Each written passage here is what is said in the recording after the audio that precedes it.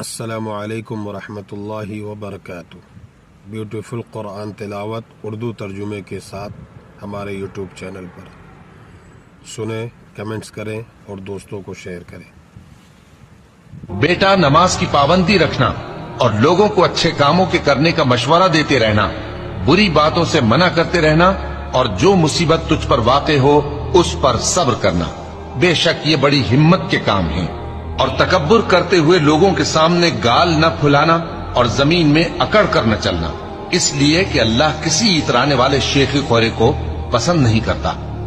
اور اپنی چال میں اعتدال کیے رہنا اور بولتے وقت ذرا آواز نیچی رکھنا، کیونکہ بہت اونچی آواز گدھوں کی سی ہے، اور کچھ شک نہیں کہ سب سے بری آواز گدھوں کی ہوتی ہے۔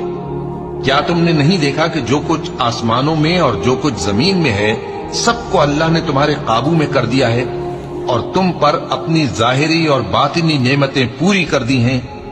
اور بعض لوگ ایسے ہیں کہ اللہ کے بارے میں جھگڑتے ہیں، نہ علم رکھتے ہیں اور نہ ہدایت اور نہ کتاب روشن۔ اور جب ان سے کہا جاتا ہے کہ جو